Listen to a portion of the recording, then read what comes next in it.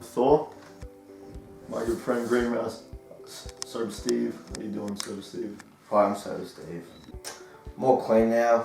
Went to rehab after my dealer got busted with 100 pounds of meth.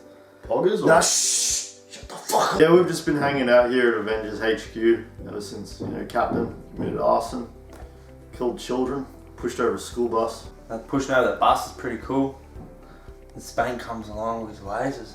Fucking wang wang motherfucker, cuts all their heads off. He's got some violent tendencies, doesn't he, eh? So we've just been, saving the world on our own adventures. Mostly playing PlayStation. Mostly playing PlayStation, yeah. Yeah, investing in crypto. Lost a lot. Didn't go as planned, but yeah. No, I had my moment on TV as well. A few months back. Hello, we're here live at Avengers HQ. I'm here with my friend, Thor, the Hammer. What are you doing with the microphone? Sir, what are you doing with the microphone? You can't take this. What are you doing? You're on business. I'll have you know I am a member of BuzzFeed. Remember this guy from college? All the girls gave him cute nicknames like Creep, I never went Pervert, to college with him. I went to Stanford. Narcissist, No, this is not true at Predator. all. No, that is not Handy true. sniffer. No, cut him again. We are back again with Thor after some technical difficulties. Thor, if you just want to come in for us. Who are you? Yeah, we've been training a lot. We've been doing a lot of push-ups. He's working on his wrist strength by jerking off a lot. Yeah, we've been using machine guns for gun accuracy to shoot apples off each other's heads. Haven't missed yet, so we did have that one accident one time.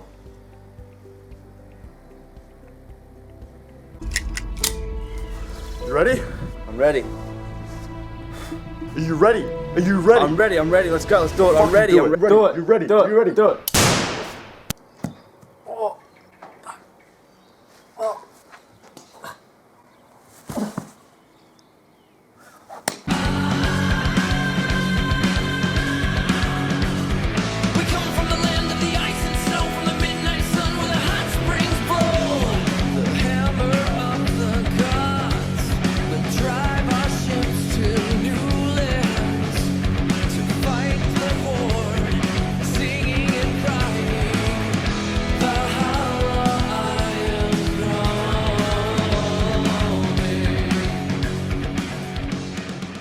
Hello everyone and welcome back to the channel. Today we're talking about Thor Ragnarok. Sorry that it's been a long time since the last review, but these videos will come. Just subscribe and hang around. Eventually they'll drop in your sub feed. Okay, now let's talk about Thor Ragnarok. What an amazing reintroduction slash reinvention of Thor, man. This is what that franchise needed. It was reinvigorated with a shit ton of fun. If you have not seen Thor Ragnarok somehow in this day and age full of superhero content, please go out and see it. If you're a Marvel fan, it is a must. So my thoughts are good. Now, I am going to jump into spoilers. Not that I'll actually really be spoiling much. I don't know if I will or not. I just want to be able to talk about the film freely as much as I want, however I want. And if I happen to spoil something, no one cares then. So if you haven't seen it and you're interested in seeing it, you've got my glowing recommendation. Go out, watch Thor Ragnarok. Now, when you start your movie with the Immigrant song, you have me, alright? You had me at the Immigrant song. This movie is great. Again, it's a very fresh reintroduction to Thor. They gave him the life that he needed, and I think the Guardians films had a lot to do with that, as well as Chris Hemsworth and everyone that's been on board with making the previous Thor films. Just being kind of tired and fatigued with the franchise and wanting to do something different. It's an understatement to say that people love Thor Ragnarok, but why do people love Thor Ragnarok? A lot of people think because it's funny, it's fun, it's reinvigorated. The Guardians films are also in space and were received as really fun. A lot of Marvel movies are funny.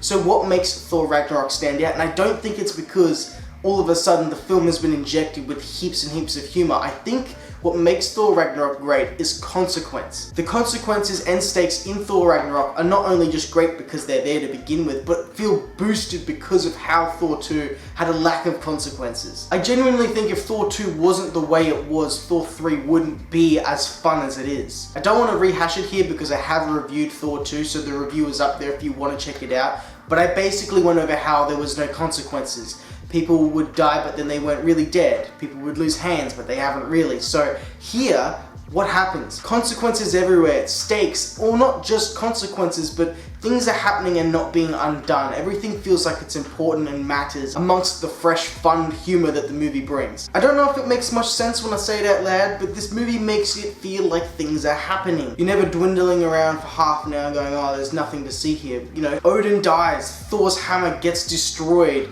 Thor loses his hair, Thor also loses his eye. All of Asgard gets obliterated. Good thing I put that spoiler warning up there. There's so much more than just, it's a really fun Marvel movie. Now if you haven't guessed it, I really love this movie. It's fantastic. Some of the humor is just smash out of the park. My favorite joke probably being the one with Matt Damon and Sam Neill portraying Loki's death in Thor 2. You know it's bad when the third Thor film is mocking another film in its own franchise. It kind of feels like it's given everyone, including the fans, permission to mock and make fun of Thor 2. In terms of the MCU now, everything has to be connected. You have to see every movie to understand the next one and where things are going, or a majority of them are, you know? You only get Infinity War and Endgame and the weight of everything if you really watch all the other movies first. But this has the perfect inclusion of how I would like the MCU integrated in these movies. My example being Doctor Strange. He's not in the whole movie, he doesn't take over the movie, he's just there for about 5 to 10 minutes and really reminds you that this world is big and anyone can be in it. There's so much happening and going on. By the time Asgard's obliterated, you forgot that Thor even went to Earth and met Doctor Strange. It's the little things like that I like. I don't like Iron Man being entirely in Spider-Man Homecoming as this crutch for the film. The new Spider-Man film, it looks like there's going to be a lot of Doctor Strange. I hope that's not the case. I hope it just has this broad world,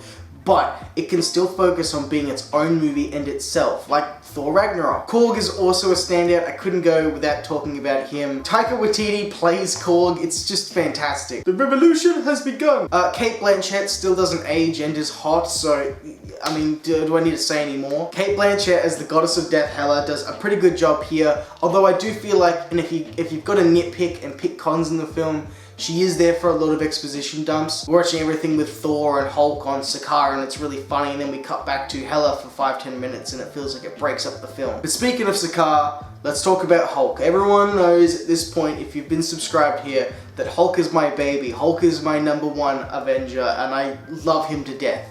And I think that's shown in how I have all of Planet Hulk and World War Hulk. My favorite Hulk storyline of all time. I remember after Age of Ultron, the rumors of Planet Hulk being a movie and a possibility, and I was sitting there with my fingers crossed, but I was like, come on Universal, give in, concede, let Marvel do it. I think it would have been brilliant because Hulk's been so sidestepped ever since the Incredible Hulk as just this side character. We've never had the time to get to know him. And in Thor Ragnarok, we do get more time, but it's not that. It was never gonna be that. Don't think I have this unrealistic expectation for 1 second that I just wanted them to do Planet Hulk and World War Hulk. No, but maybe just this one sub-story where Hulk was on Sakaar on his own and we get to see him as the main character growing or changing, or watching Hulk as a childlike figure learn a language. I just had a 10-minute rant that I've cut out because I'm rambling, but I just love the character so much and I think he's had such a disservice. He really serves his purpose here in the film and what it needed, but Hulk could be done so much more justice. He's not just this green monster that smashes. Please, I implore you, please, go out and read Planet Hulk Part 1 and 2, as well as World War Hulk. It's brilliant. I also remember when they announced Thor Ragnarok happening, that Surtur was going to be in the film, because Ragnarok's in the title, and all the possibilities with that. It very much gets sidestepped as just a plot device, but I got everything I wanted. I got a 50-foot demon from hell destroying Asgard, so props. Valkyrie's really good. I feel like they could have gotten a bit more out of her character. Some of the jokes with her didn't really land, but that's just me and my tastes. She was really good, but you know who was great? Jeff Goldblum. I could sit there and watch like an hour and a half of that man mumbling. I could. Could you do it? I would sit there with you and watch it. And then they're running and screaming. Tom Hiddleston as Loki, again, he kills it here. It's more of the same. You know what to expect, but what you're expecting is great, and he gives you great. Chris Hemsworth as Thor, though, it's the highlight. It's everything. The whole movie would not work without this change, and he is fantastic. I feel like I'm forgetting things for sure, but from start to finish, this movie is a blast, and the tease with Thanos' ship at the very end got everyone on their feet. We couldn't wait. Infinity War was around the corner. it just seemed like a dream, something that would never happen. Thanos in an Avengers movie, coming, the end, it was on its way. We couldn't fathom it being a reality, but look, that's for another time. We have one more movie before we get to that though, and that's Black Panther, and I will see you next time for Black Panther. So if you like this video, consider liking it or subscribing. It helps me out a lot. You'll get to hang around for the next one. If you've made it all the way through to the end of the video, you're a bloody legend, and hopefully I'll see you guys next time when I talk about Black Panther or something else on the channel. There's going to be videos everywhere, so stick around guys. Again, thanks for watching, and I'll see you next time. Bye guys.